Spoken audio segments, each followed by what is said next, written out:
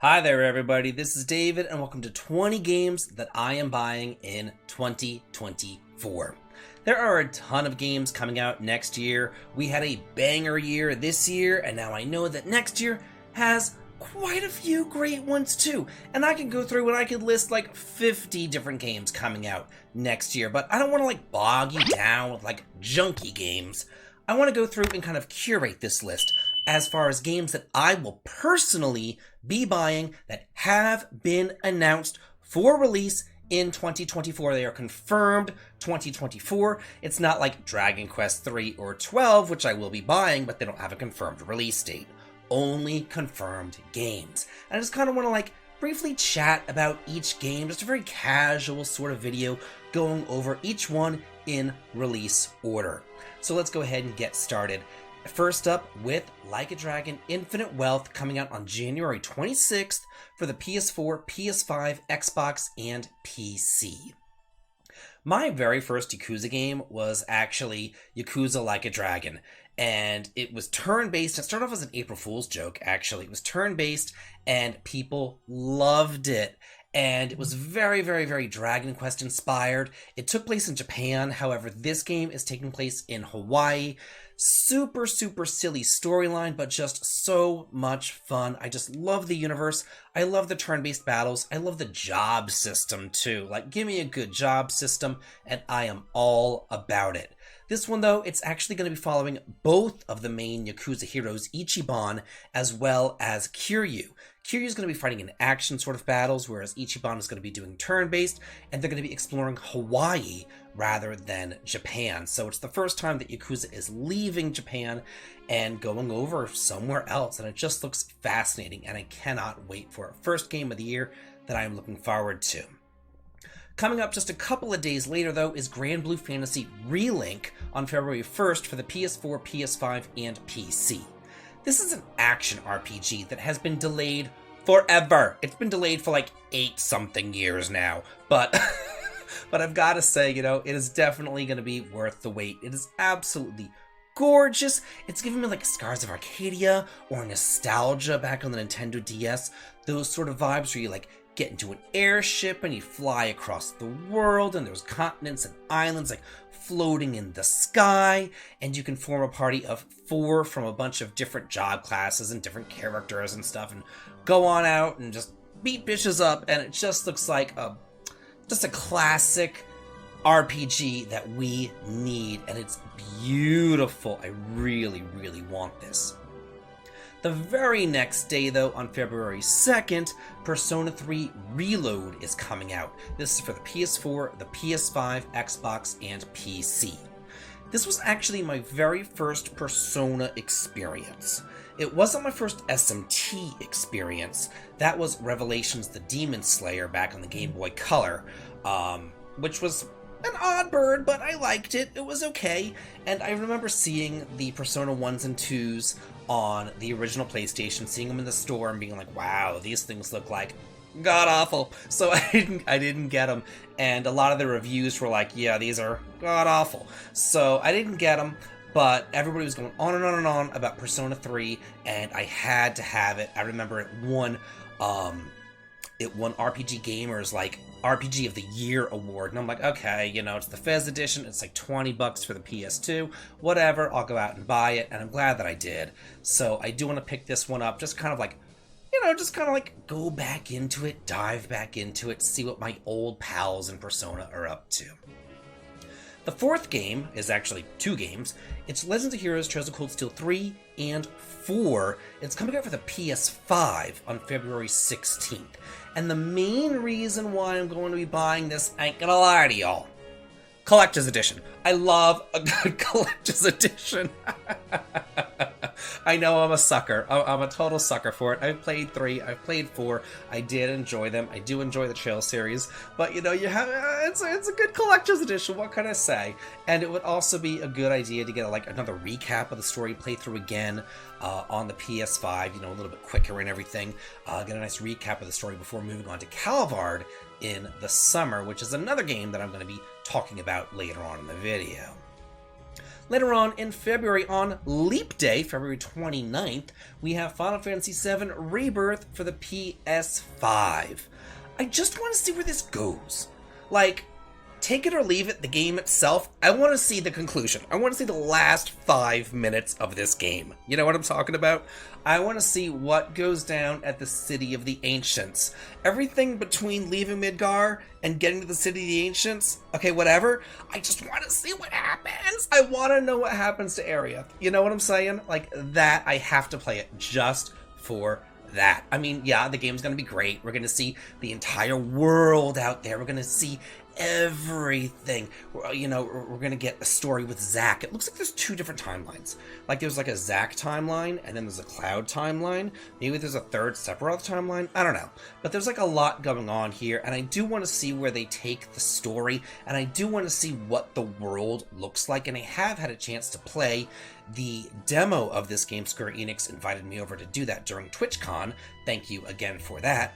But, you know, I have to know how this ends. I just have to. Then in March, number 6, we got Unicorn Overlord. This is March 8th. Coming out for the PS4, PS5, Xbox, and Nintendo Switch. This is a real-time strategy RPG in the same vein as something like Ogre Battle 64. It is absolutely beauteous, and it's made by Vanillaware, who I love. Everything that they touch turns to gold. I'm telling y'all, they are fantastic. And just like Ogre Battle games, or Ogre Battle 64 really more specifically, you kind of like take your little units, like you'll take like each character or whatever, and you'll put them into a bigger unit. So like each army unit has like 5 smaller units, and then you fight with the one bigger unit, if that makes sense. They kind of did the same sort of thing in like Bahamut Lagoon there, or even to like go way back old school, they did it back in Just Breed on the NES as well. But it's very complex. There's a lot of menuing here with this one, but it is completely and totally worth it. I loved Ogre Battle 64. This seems to be in the same vein of that. There's like 5 different warring nations on the continent, and you go through and you bring them all under your banner, and oh my gosh, so looking forward to this. And the Collector's Edition, again, I'm a sucker for a Collector's Edition. It's gorgeous. 7th game, Dragon's Dogma 2, coming out on March 22nd for the PS5, Xbox, and PC. A lot of people have told me that this series is very similar to the Breath of Fire series, except that it's an action RPG, and it's kind of like East meets West insofar as it's like JRPG mechanics, but with like a Western open worldy sort of thing going on. It's in a medieval setting, but you know, not everybody's human. You have cat people, you have fox people, you have wolf people, you have dog people, just like in Breath of Fire. You can go off and explore the world, and you are the, you know, arisen. Your heart has been stolen by the dragon, but you have arisen from the dead. And you can customize your character, as well as get one customized permanent pawn to come along with you. So like if you are a warrior character, you can always have like a cleric character with you, know, behind you, like a healer to back you up. And then you can collect up to 2 more pawns to kind of round out your party, and you can like switch them out as needed or whatever. Also on March 22nd, same day as Dragon's Dogma 2, we're getting The Legend of Legacy HD Remastered. This is for the PS4, the PS5, the Switch, and the PC. I remember playing this back on the 3DS, and it was disappointing, to say the least. But I did love the Alliance Alive remaster, and this will probably have some more quality of life improvements too. It was very Saga-esque, and the world is like a storybook, you know, like as you're like going around the world map, like trees will pop up and stuff. It was like a pop-up book, you know what I'm saying? And there's 7 different characters, so there's 7 different storylines that you can go through, although the storylines, just like a Saga game, aren't much to write home about, but I am looking forward to it all nonetheless. And I also got the Collector's Edition on order because I love it. Also on March 22nd, oh my god, what a day, Paper Mario: The Thousand Year Door coming out for the Nintendo Switch. Of the various Paper Marios, this is easily the best Paper Mario. It was originally released back on the Nintendo GameCube. I personally played it on the Wii because I didn't have a GameCube, but the Wii was backwards compatible. So I played it in, I don't know, 2008, 2009, something around there, whenever I got a Wii. So now with the success of Super Mario RPG that we just had, now they're going back through and they're like giving us more Paper Marios, the good Paper Marios. They're going back to the basics. All these remakes, all these remasters that we're seeing lately is a back to the basics approach to gaming that I am totally giving these companies props for. Now, to leave March 22nd behind, we're moving on all the way over to April 23rd with Eiyuden Chronicle 100 Heroes, coming out for the PS4, the Switch, the Xbox, and the PC. This is a spiritual successor to the Suikoden series. We finally have a release date for it. And just like Suikoden, you're going to be getting a ton of heroes. I don't know if it's 108 heroes, but maybe it's just 100 heroes. It's called 100 Heroes after all.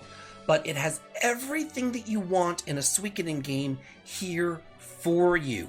This is handed to you on a silver platter.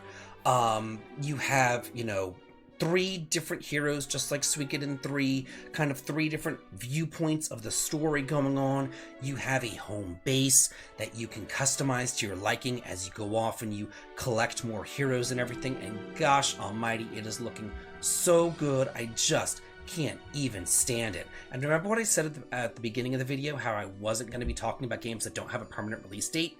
Yeah, I'm not talking about Suikoden 1 and 2 here, even though I am going to be buying it, because it doesn't have a release date set in stone. However, 2 days later, Saga Emerald Beyond comes out on April 25th for the PS4, the PS5, the Switch, mobile, and PC. It doesn't give me a lot of, how do I put this? I have a lot of history with the Saga series, and I want it to succeed. I really, really, really like a lot of the Saga games. I want this to be good. However, it doesn't instill a lot of confidence in me if this one can be played on mobile. That's all I'm going to say about that. It has 17 worlds. It has 6 different characters and 5 different stories, but each story is going to be playing out differently. Everything's going to be different depending on the choices that you make, you know what I mean? And it looks to be very, very, very Final Fantasy Legend 2 inspired. And if you ask me, Final Fantasy Legend 2, best Saga game. Number 12, now we're leaving actual dates. There's still a lot of games coming out, but they don't have dates. They have quarters or they have seasons or whatever. They have broad spectrum dates coming out. And the next one is Quartet, releasing for the PC sometime in Q1.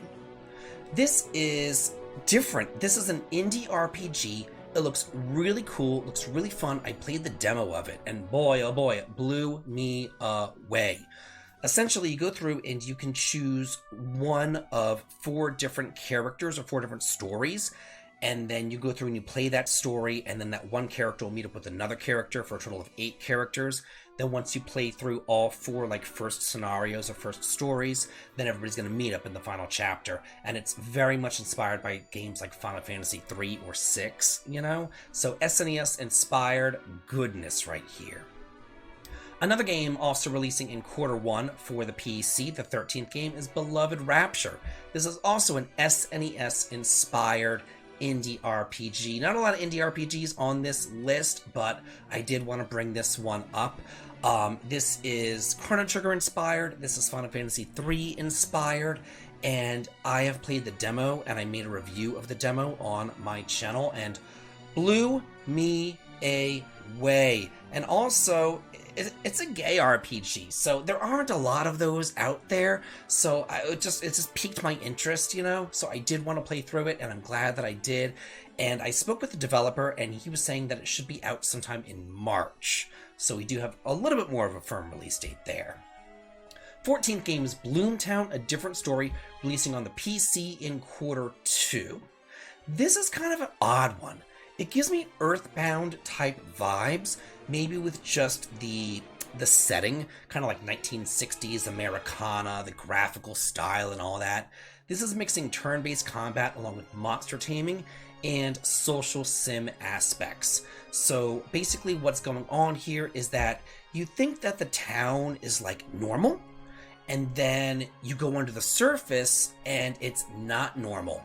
underneath the town on the flip side of the coin, there is a demonic town, a demon world, and children are disappearing, and you have to go into this demon world and like save their souls from the demons to make them reappear in the normal world. 15th game coming out sometime in summer 2024 for the Nintendo Switch is Fantasy Life I, The Girl Who Steals Time. I loved the original Fantasy Life game back on the Nintendo 3DS, and I cannot wait for this one. This is also kind of like an socially RPG thing going on here. Like, you can choose your various different job classes, but it's not, always like warrior. It might be farmer or fisher or cook, those sort of job classes.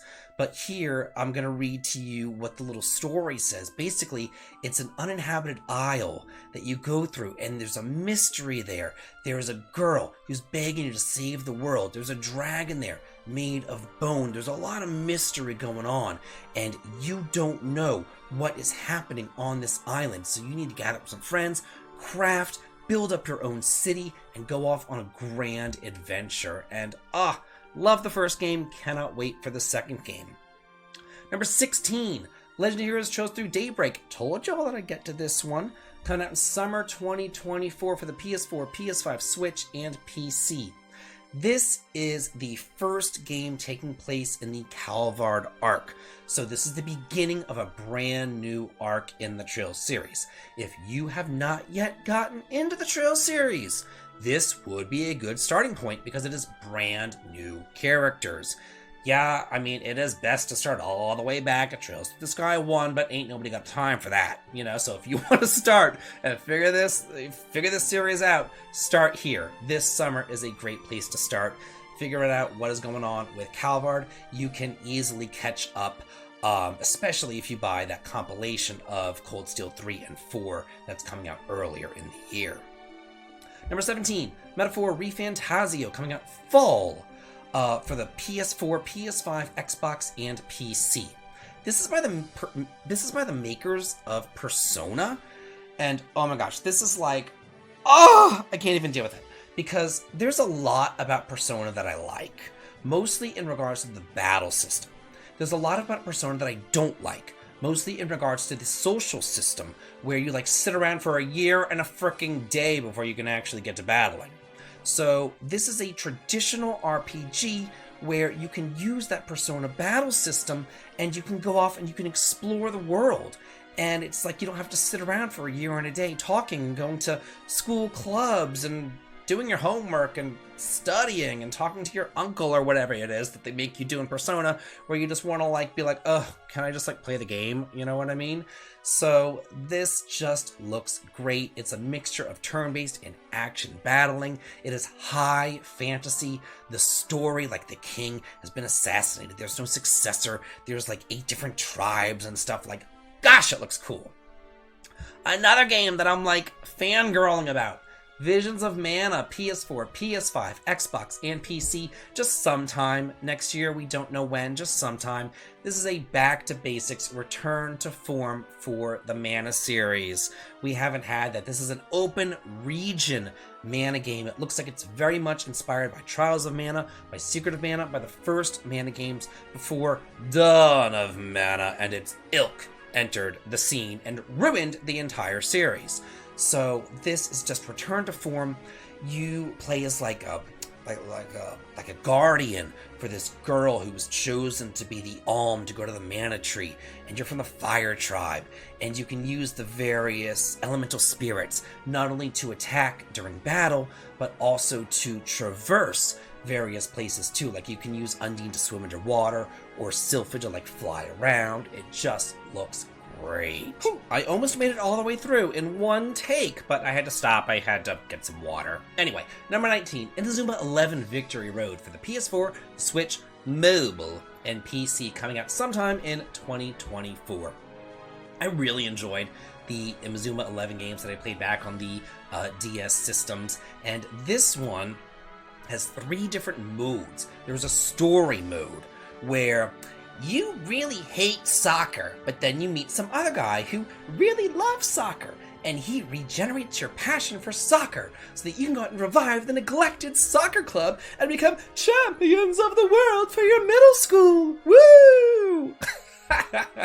So stupid. There's also a chronicle mode where you can go back and you can battle against like past characters, all 4,500 of them, and an online tournament. So there's a lot of stuff here, and it's a soccer RPG. Like, that's just so cool, so different, so weird, so unique. So I have to support this, and I also have to support Level 5! Love Level 5, love everything that they touch, and I'm so glad that they are back. And finally, the 20th game that I will definitely be purchasing in 2024, Sandland, for the PS4, PS5, Xbox, and PC by our Lord and Savior, Akira Toriyama, the creator of Dragon Quest. Woohoo! Okay, so this is like a very like Mad Maxy sort of game.